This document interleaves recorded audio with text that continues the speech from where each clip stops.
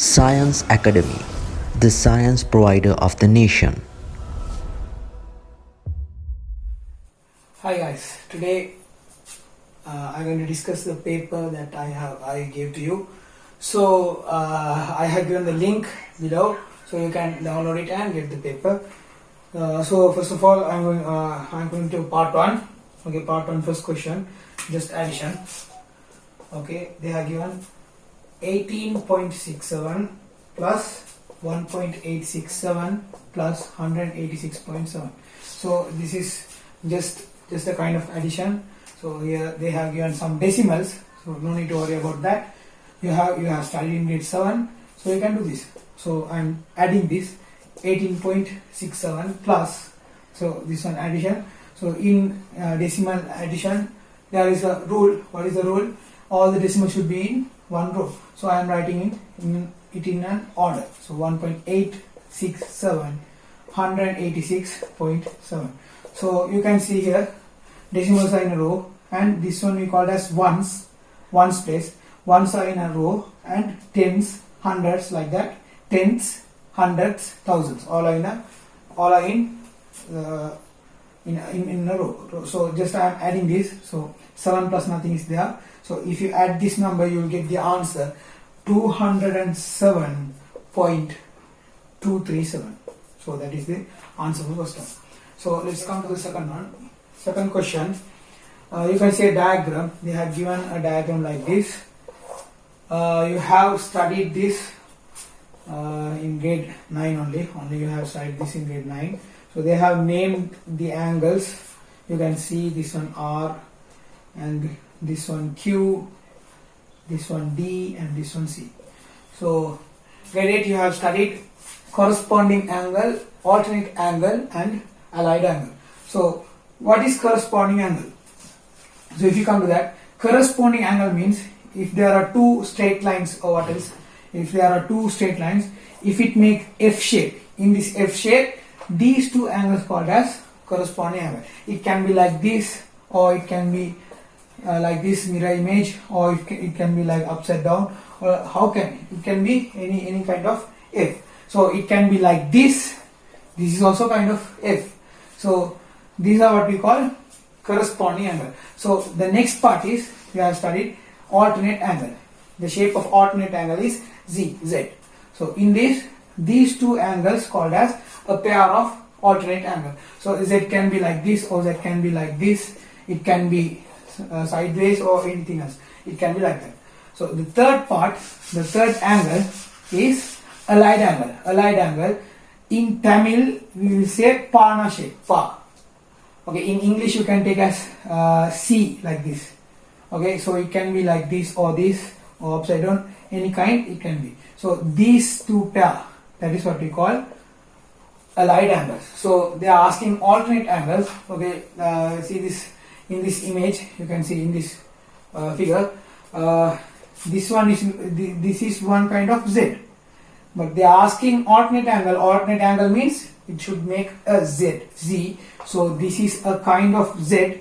So if you take this Z, this angle and this angle, that is what we call alternate angle. So P and Q are the alternate angle. If you take this side, this is also a kind of alternate angle. This angle and this angle are alternate angle.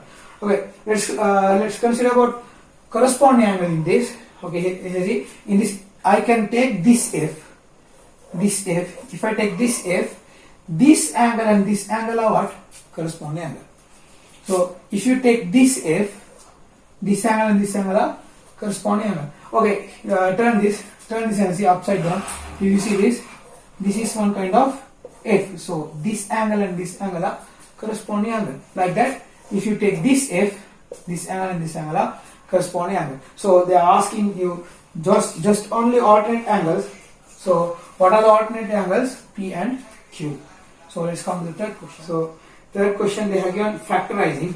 Okay, first of all, what is factorizing means? Factorizing means just giving a number or an algebraic term in multiples. That means you should give that in multiplication.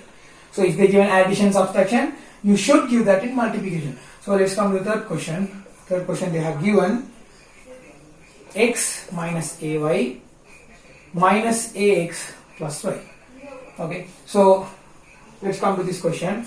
In this, they have said to factorize this. So factorizing, if there are 4 terms, if they given to factorize 4 terms, first of all you should factorize this by 2 terms. Okay, so I am taking these 2 and these 2. Let's see, in these 2, can you take common number or an algebraic term? You can't take. So you can't factorize these 2. Like that, if you come to these 2, there is no common or common number or common algebraic term, so you can't factorize it. So in this we need to do a change, but we are not going to change the question, just I am going to change the place of this all. So if you change the places, you can factorize it easily. So I am changing it, x, I am taking this side, so x minus ax. Okay, like that, like this I am going to change this. So here it started x and minus ax, like that I am taking this y minus ay. So these 2 are the 4 terms. Here these 4 are the 4 terms. So now in these 2, what can you take common? You can take x as common. So if you take x as common, in this there is nothing. If you take x, there is nothing. That means what? There is 1. Here the symbol is minus. In this ax, if you take x as common, what is remaining? Only the a. So I am coming to these 2. In these 2, what is common? Y is common. So I am taking y with the symbol. Always you should take with the symbol. So I am taking this y as common. If I take y as common, here see, in this, if I take y, there is nothing. That means what? There is 1. So in this ay, the symbol is minus, so I am taking that minus. So in this ay, what is common? You are taking y, then what is remaining here? Only a. Now you can see, this is one algebraic term and this is one algebraic term. So these two has added. So now you should give these 2 in a multiplication. So now if you consider, if you see this, in these 2, 1 minus a is common.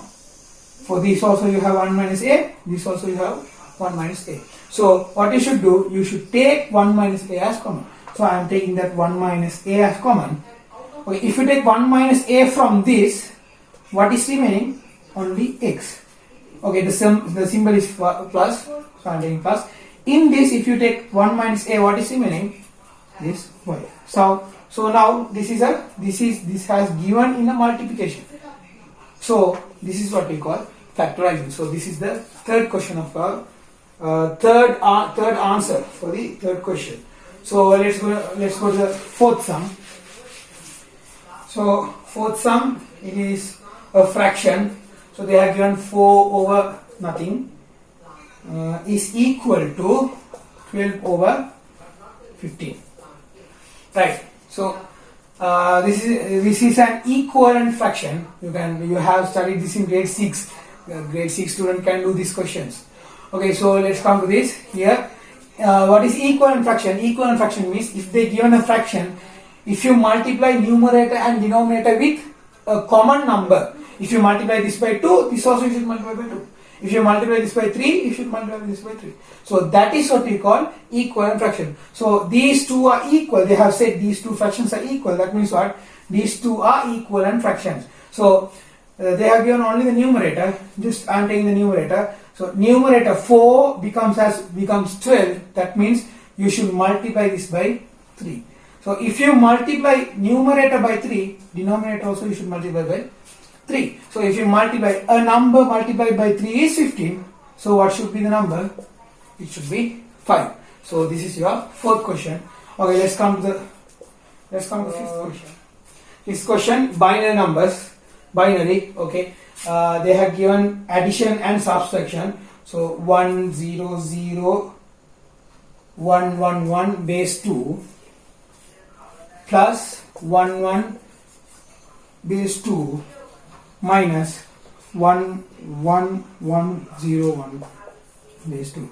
So in this question, first of all, I am doing addition, of that subtraction, because in BODMAS, if you take BODMAS, in BODMAS, after addition there is only subtraction.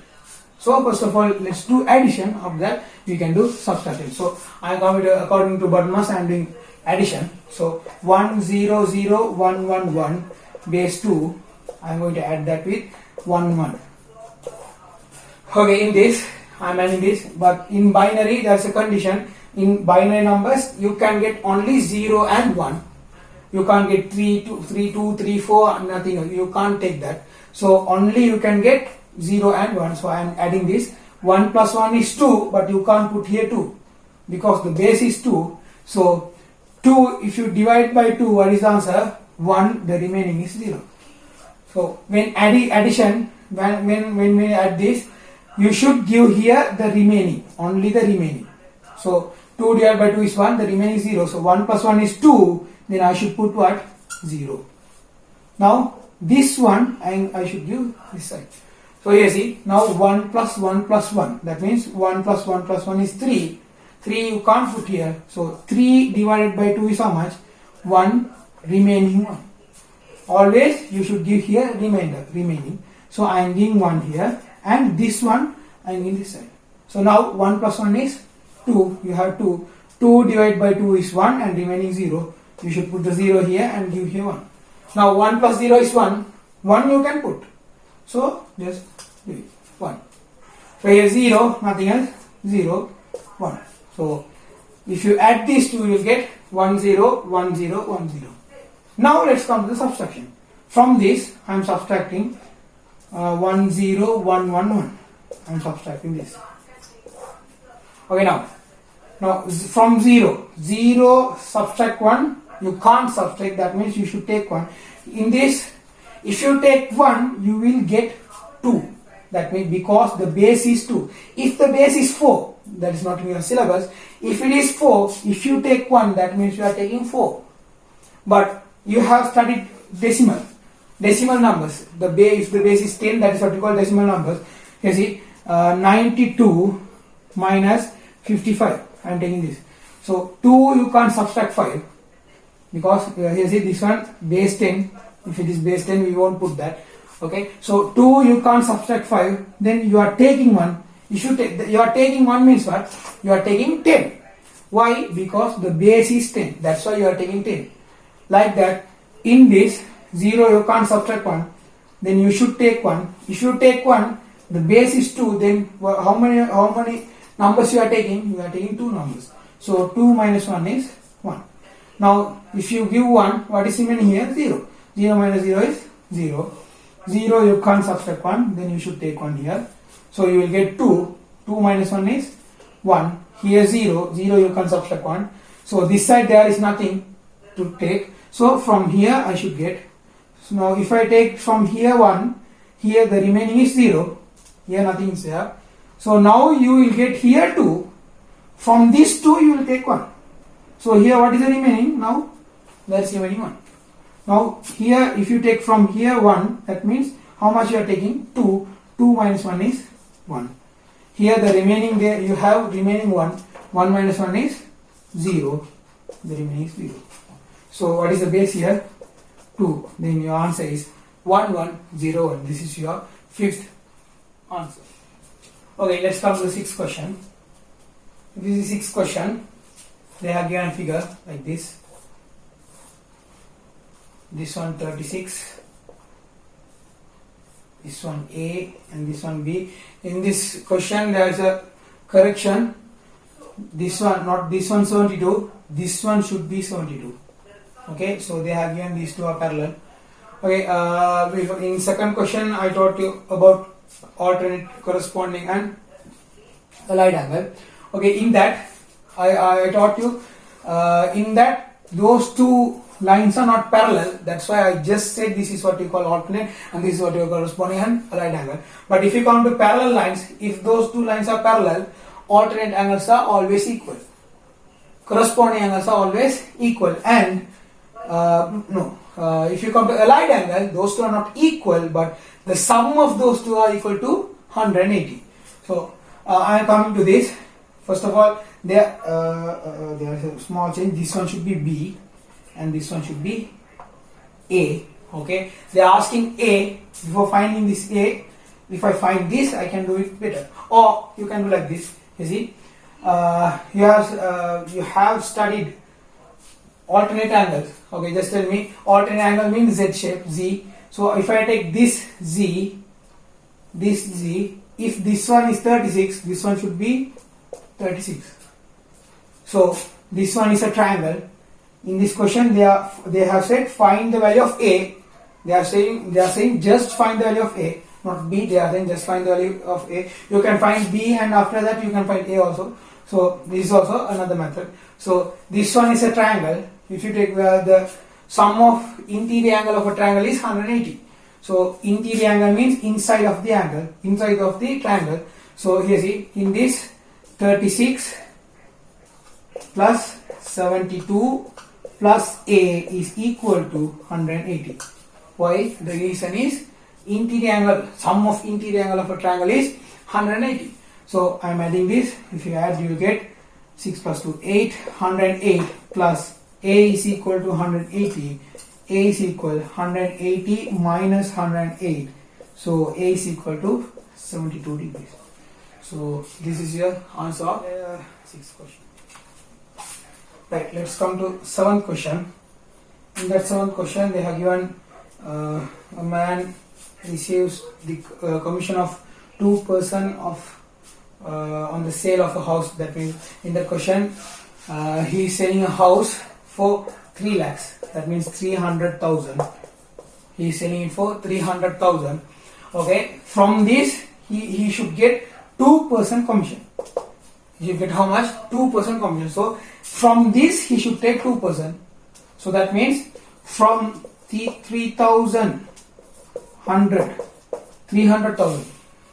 from this 300,000, he should get 2%. That means from this, they are asking 2%.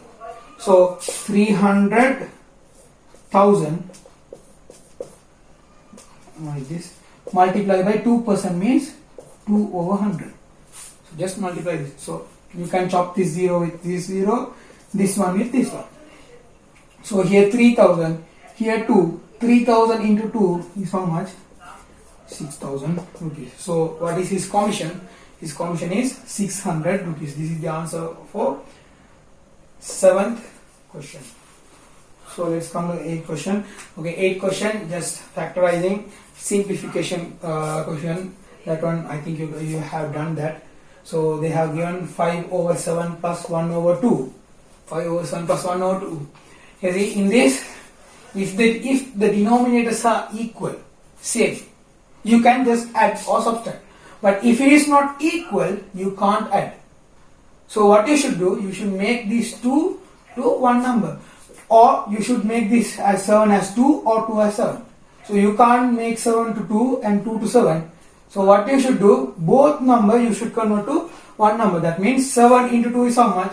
14. Then you are going to change it into 14. So if you need to convert a number to 14, this 7, if you need to convert to 14, you should multiply this by 2. You have studied equivalent fraction. If you multiply a number by denominator, if you multiply denominator by a number, numerator also you should multiply by that number, same number. So 7 I am multiplying by 2, so the numerator also you should multiply by 2. Let's come to this.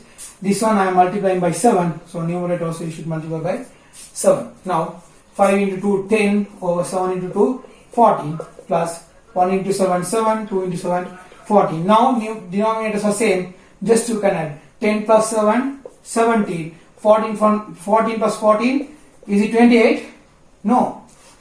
Just denominators, if you add, you should put that value. Not 14 plus 14 is not equal to 28. Okay? So 14 plus 14 is 28, but in this situation 14 plus 14 is how much? Just 14. So if you this is the answer, but this is not the correct answer. This one is an improper fraction. You should convert this into proper fraction. So how to convert this to proper fraction? Just in 17, how many 14s are there? 1, 14. How much is remaining? 3. So this is the correct answer for this. Okay, 9th question, that is also factorizing. Factorizing, they are given 4x squared minus 1. Okay, you have studied if it is like this, x squared minus y squared. How can you do? How can you do this? Factorize this. X minus y, x plus y. So this stuff, this is not like that, but you should change, convert this into like this. So I am going to convert this. 4 you can write 2 to the power 2, x to the power 2 minus 1 means 1 to the power 2.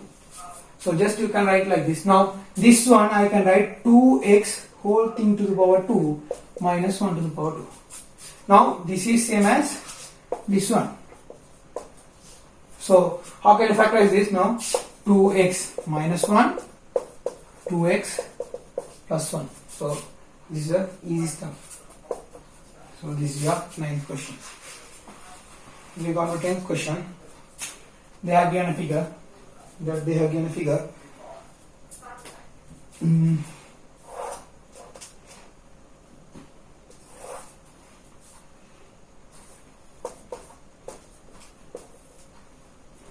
given this angle is 128.